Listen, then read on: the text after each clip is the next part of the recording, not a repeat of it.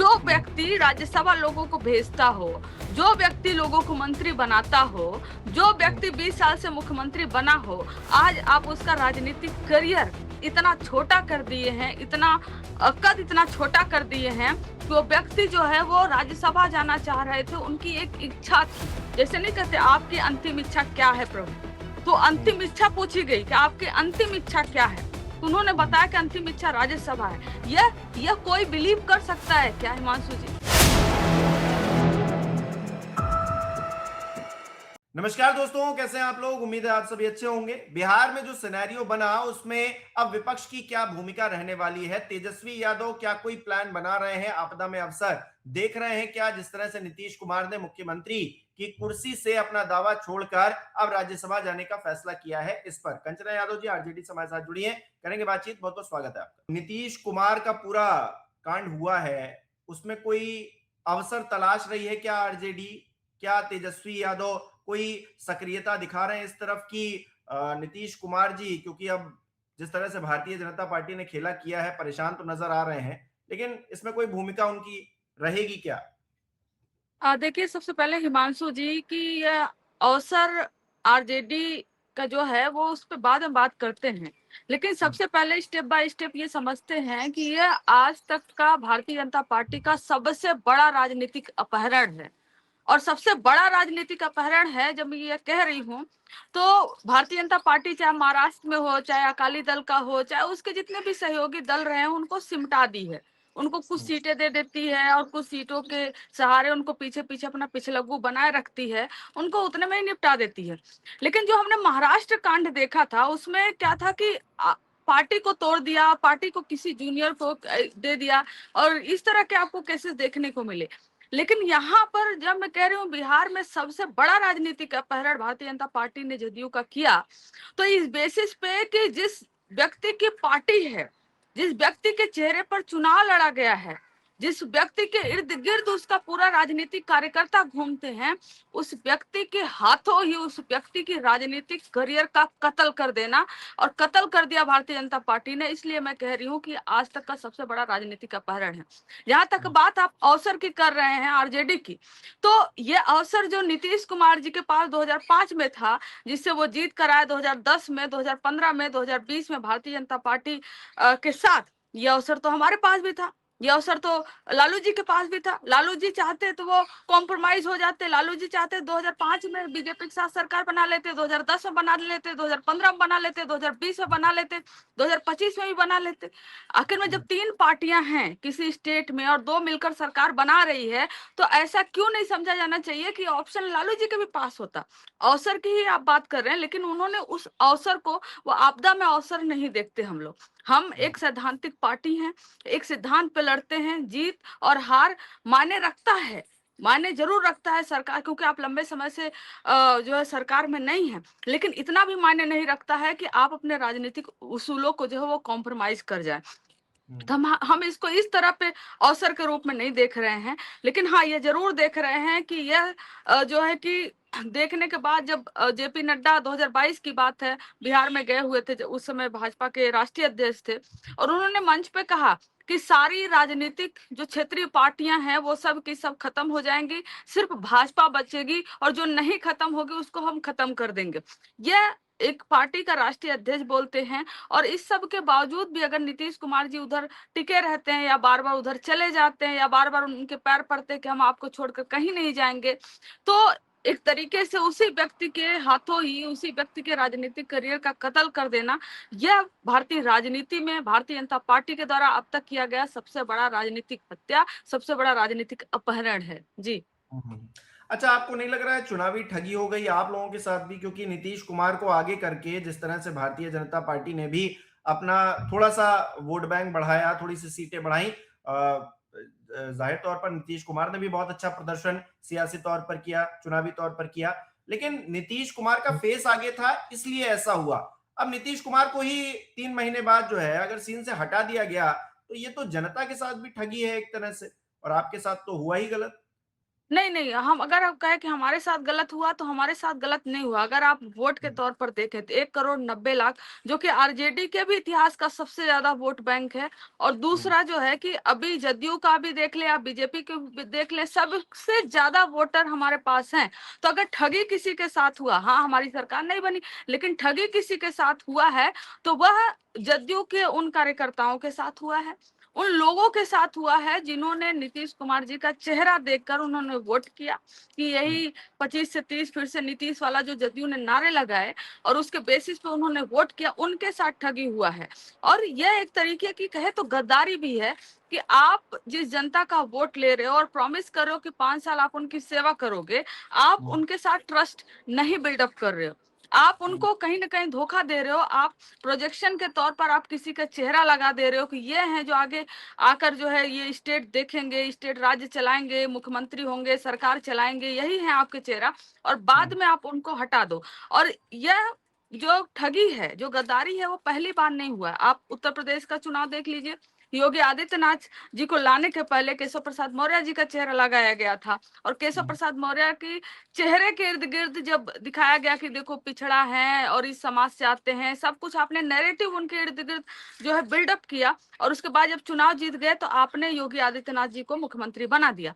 Similarly आप महाराष्ट्र में देखे, आप शिंदे जी को प्रोजेक्ट किए थे कि शिंदे जी मुख्यमंत्री होंगे, लेकिन बाद में मुख्यमंत्री बीजेपी के बने। और उसके बाद फिर आते हैं जदयू की बारी, और जदयू में आप जब नीतीश जी का पहले तो इन्होंने चेहरा प्रोजेक्ट करने से मना कर दिया सीधा कि उनके नेतृत्व में सरकार बनेगी, ये खुलकर नहीं बोले कि सरकार जो है जब बनेगी तो मुख्यमंत्री यही होंगे।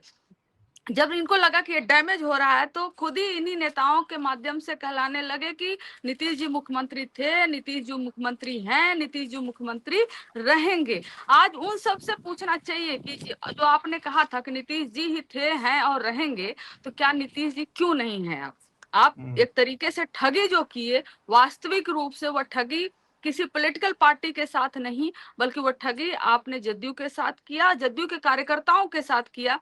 और नीतीश जी अगर सक्षम होते, उनके उनके जो है कि मानसिक हालत क्या है, उनका हेल्थ क्या है, उस पर तमाम तरह के क्वेश्चंस हम भी उठाए हैं, बीजेपी भी उठाती रही है जब जदयू हमारे पास थी, जब नीतीश कुमार जी हमारे साथ सरकार में थे।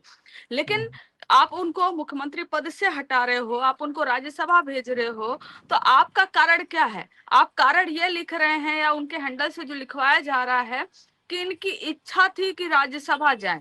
मतलब एक मुख्यमंत्री जो 20 साल से मुख्यमंत्री बने रहे और उनकी इतनी छोटी सी इच्छा थी कि वो राज्यसभा जाए।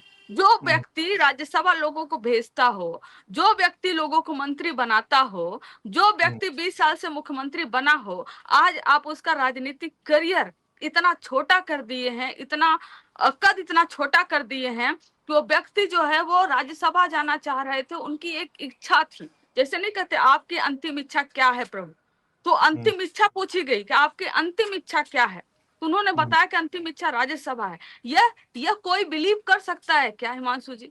एक आम नागरिक भी भरोसा नहीं कर सकता। हम लोग तो थोड़े बहुत, आप थोड़े बहुत पॉलिटिकली अवेयर हैं, लेकिन एक आम इंसान, कक्षा 8 का बच्चा भी ये भरोसा नहीं करेगा कि नीतीश कुमार जी कह रहे कि मेरी अंतिम इच्छा जो है वो राज्यसभा जाने की है। तो आप एक व्यक्ति का कद छोटा किए, उनके राजनीतिक करियर का अंत किए, और जो शायद याद किए जाते, लेकिन आपने उनको इतना छोटा करके दिखा दिया कि आने वाले समय में उनको कैसे लोग याद करेगा, यह भी एक बड़ा प्रश्न चिन्ह है। और खासकर जदयू का भविष्य क्या होगा, यह तो जदयू को लोग सोच रहे होंगे। अभी कुछ वीडियोस मैंने देखी, जो कल विधायक लोग जा रहे थे, सबके आंखों में आंसू थे। जदयू के कार्यकर्ता कुछ प्रोटेस्ट कर रहे थे, वो भी कह रहे थे मैं हम बिहार में आग लगा देंगे। तो आखिर में यह डील किया किसने? यह डील उन लोगों ने किया जिनको धीरे धीरे करके भारतीय जनता पार्टी जदयू में घुसाई, चाहे वो संजय झा जी हो, जिनको कार्यकारी अध्यक्ष, राष्ट्रीय अध्यक्ष बना दिया गया। वो जदयू में नहीं थे, वो शुरू, बहुत लोग जदयू में शुरू से थे, लेकिन संजय झा जी बनाए गए क्योंकि वो बीजेपी से आए थे। लल्लन सिंह जी और उनके इर्द गिर्द विजय चौधरी जी, ये तमाम लोग जो हैं। और एक इंडियन एक्सप्रेस में एक आर्टिकल आया है, आरजेडी के किसी ने नहीं लिखा है, ये बिहार के कुछ पत्रकार हैं जो बहुत एक्टिव रहते हैं, उन्होंने लिखा है कि लगातार अमित शाह जी से ये तीनों लोग संपर्क में रहते थे, कब करना है इसको, कैसे करना है इसको, होली का दिन कैसे सेलेक्ट किया गया, कैसे उनको राज्यसभा भेजा गया, और उनको उनके इर्द गिर्द नीतीश कुमार जी के जो सारे ऑफिसर्स हैं, वो ऑफिसर्स हैं जो बीजेपी जिनको अपनी पूरी तरह से कंट्रोल करती है, उन लोगों को बैठा दिया गया जिनको बीजेपी द्वारा जदयू में भेजा गया है। तो एक लंबी प्लानिंग, एक लंबा षड्यंत्र करके उसी व्यक्ति के हाथों उसी व्यक्ति का राजनीतिक कत्ल किया गया। अच्छा कंचना जी, मैं राजनीति को उस आइसबर्ग की तरह समझता हूं जिसका जो है जितना हिस्सा दिखता है उससे कहीं ज्यादा जो है छिपा रहता है, पर्दे के पीछे रहता है। अब नीतीश कुमार जी ये कह रहे हैं कि हमको राज्यसभा जाना था, मेरा मन था, मैं खुशी खुशी जा रहा हूं, तो इसमें कोई कुछ कर नहीं सकता है। लेकिन सवाल ये उठता है कि अब बिहार की राजनीति किस तरफ आगे बढ़ेगी, और जो आपकी भूमिका यानी कि जो विपक्ष की भूमिका है वो क्या आगे आने वाले समय में रहने वाली है? देखिए, विपक्ष की भूमिका हमेशा विपक्ष की भूमिका होती है मानसू जी। जो हमारी कल भूमिका थी वो हमारी आज भी भूमिका रहेगी, और जब तक हमारी सरकार नहीं बनेगी हम जब विपक्ष में, हमारी वही भूमिका रहेगी। अब हमारा जो नेक्स्ट है कि अब अगर आप मध्य प्रदेश में देखें, आप जो है कि तमाम राज्यों में आप चले जाए, खासकर जैसा राजस्थान में हुआ, जैसा छत्तीसगढ़ में हुआ, भारतीय जनता पार्टी एक ऐसे व्यक्ति को बैठा देती है जो कि भारतीय जनता पार्टी के जो सुपीरियर दिल्ली में बैठे हुए लीडरशिप है उनको क्वेश्चन ना करे। तो ये एक तरीके से अभी रिसेंट में जो फेरबदल हुआ, नितिन नवीन जी को राष्ट्रीय अध्यक्ष बीजेपी का बनाया गया जो कि बिहार से हैं, उनको ऐसे प्रोजेक्ट किया गया जैसे लग रहा था कि उनसे बड़ा लीडरशिप कोई बीजेपी में था ही नहीं, उनसे ऑनेस्ट लीडरशिप कोई बीजेपी में था ही नहीं। और उसके बाद तमाम राज्यों में जो रिसेंट जो घटनाएं हुई हैं, जैसे भारतीय जनता पार्टी ने लोगों को मुख्यमंत्री बनाया है, आप दिल्ली का उदाहरण ले लीजिए, दिल्ली का उदाहरण ले लीजिए, रेखा गुप्ता जी किस तरह के बयान देती रहती हैं, उनके समझदारी पे तमाम सवाल उठते रहते हैं, लेकिन क्योंकि रेखा गुप्ता जी सुटेबल हैं, जो सुपीरियर जो लीडर हैं, जो नरेंद्र मोदी जी हो, अमित शाह जी हो, उनके लिए वो सुटेबल हैं कि वो चैलेंज नहीं कर सकती हैं, वो उस कुर्सी को चैलेंज नहीं कर सकती हैं, तो वो बैठाएंगे, चाहे उनका वो कहती है ना AQI IQ जो तमाम वो शब्द बोलती है वो कितना भी हो, लेकिन क्योंकि वो खतरा नहीं है जो लीडरशिप है उनके लिए, तो उनको बैठाएगी। एक कल तेजस्वी जी ने जो प्रेस कॉन्फ्रेंस किया था शॉर्ट टाइम के लिए, उन्होंने बोला था कि एक कठपुतली की तरह बैठाया जा रहा है हर जगह, जो कि सुप्रीम लीडरशिप को कभी भी चैलेंज नहीं करे, और वही घटना बिहार में होने जा रहा है। लेकिन आरजेडी का जो पहले भी रोल था आज भी रोल रहेगा कि हम सैद्धांतिक पार्टी हैं, हम सिद्धांतों पे काम करते हैं, और उसमें जीत हार दोनों होते हैं, हार भी स्वीकारते हैं हम, जीत भी हम स्वीकारते हैं। लंबे समय से हम पावर में नहीं रहे, कोई भी पॉलिटिकल पार्टी जो क्षेत्रीय रीजनल पार्टी हो, एक लंबे समय से पावर में नहीं रहने के बाद उसका अस्तित्व जो होता है वो आरजेडी का अस्तित्व नहीं हुआ। आज भी आरजेडी का वोट बैंक सबसे ज्यादा है, कारण यह है कि हम टिके रहे, हमने चेस बोर्ड पे कोई राजनीति नहीं की, इधर से जोड़ लूं उधर से तोड़ लूं, वहां से कॉम्प्रोमाइज कर ले वहां से समझौता कर ले, हमने चेस बोर्ड पे कभी राजनीति नहीं की, हमने जमीन पे राजनीति की, हमने सिद्धांत की राजनीति की, हमने हकीकत की राजनीति की, और वही राजनीति हमारी आगे रहेगी। अच्छा और कंचना जो जी, नीतीश कुमार को हम दीन दुखी क्यों मान लें? हो सकता है कल को भारतीय जनता पार्टी उनके लिए राष्ट्रपति का पद जो है उस पर उनको सुशोभित कर दे, या फिर कोई और, अब तो डिप्टी पीएम बनाने तक की चर्चाएं जो है हो रही हैं एक वर्ग की तरफ से। तो नीतीश कुमार का कल कैसा होगा? गर्त में ही चले जाएंगे हम, ये मानकर क्यों चलें? नीतीश कुमार के लिए नहीं, हो सकता है हमें कल को बहुत अच्छी परिस्थितियां बन जाए। देखिए, हम कोई भी गर्त में मानकर कोई चला जाए ये हम सोचते भी नहीं है, वो चाहे हमारे अपोनेंट ही पार्टी की हो, सबसे पहली बात।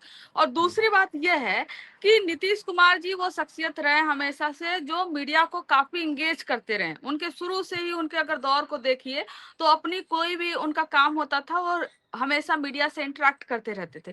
लेकिन साल भर के आसपास से 1.5 साल से जो उनको नजरबंद किया गया है, आपने कभी देखा कि वो मीडिया से इंटरेक्ट कर रहे हो? इवन 2025 में जो विधानसभा का चुनाव हो रहा था और मैनिफेस्टो रिलीज होने वाला था, और वो आए और उनके जो माइक है उनको उसको म्यूट कर दिया गया, वो एक शब्द भी नहीं बोल पाए।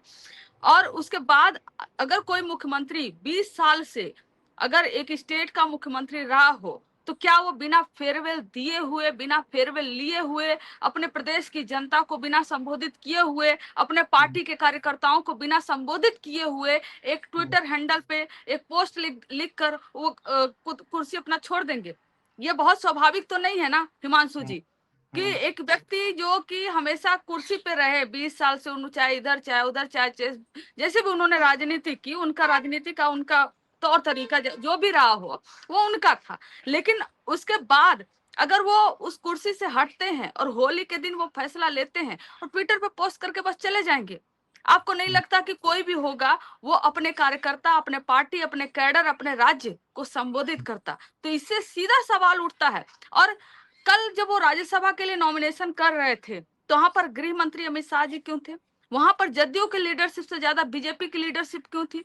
क्या नीतीश कुमार जी खुद राज्यसभा अपने पार्टी की तरफ से, अपने पार्टी के कोटे से जाने में सक्षम नहीं थे?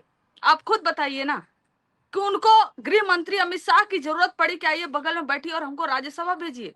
उस आदमी को आपने उनका कद छोटा कर दिया। अगर राज्यसभा चाहते तो क्या करते? अपने पार्टी के किसी व्यक्ति को कहते ये हमारा अब उत्तराधिकारी होगा, ये पार्टी अब चलाएगा, पार्टी की कमान किसी को सौंपते, कुर्सी किसी को सौंपते। इसके पहले उन्होंने नहीं किया था क्या? जीतन राम मांझी जी को जब उन्होंने मुख्यमंत्री बनाया था तो उन्होंने खुद बनाया था कि बीजेपी को बुलाया था? बिल्कुल। उन्होंने खुद अनाउंस किया था, उन्होंने खुद प्रेस कॉन्फ्रेंस किया था। और क्यों बनाया था? वह भी प्रेस कॉन्फ्रेंस किया था। उसके बाद कुर्सी उन्हें दी थी, 13 महीने बाद जब कुर्सी ली थी फिर प्रेस कॉन्फ्रेंस किया था। और ऐसे व्यक्ति जब मुख्यमंत्री पद से हटेंगे तो उन्हें बीजेपी की जरूरत होगी कि आइए हमारा नॉमिनेशन करिए और हमें राज्यसभा भेजिए। लेकिन कंचना जी, ये तो आपके लिए अच्छा ही हुआ ना। मैं तेजस्वी जी का वो बयान याद कर रहा हूं जब उन्होंने सदन के अंदर कहा था कि 1-1 हो जाए ना, मतलब भारतीय जनता पार्टी और आरजेडी की आमने सामने लड़ाई हो जाए, देखा जाएगा जो भी नतीजा आएगा। तो नीतीश कुमार जो बीच में अभी तक थे कि वो जिधर जाएंगे उधर ही राजनीतिक पलड़ा जो है भारी रहेगा बिहार में, तो अब वो जब केंद्र में चले जाएंगे तो आपके लिए बड़ा इजी नहीं हो जाएगा भारतीय जनता पार्टी से 1-1 करने का जो आप मौका तलाश रहे थे? वो तो आपके सामने है। आपके लिए तो अब विन विन सिचुएशन हो जाएगी अगर आप जो है जितना जमीनी पकड़ की बात करते हैं उतनी मजबूत अगर बचे हैं तो। सबसे पहली बात कि आप 1-1 जो कह रहे हैं, ठीक है, 1-1 की बात होगी, लेकिन क्या भारतीय जनता पार्टी में इतनी हैसियत नहीं थी कि वो चुनाव के समय ही 1-1 आ जाती?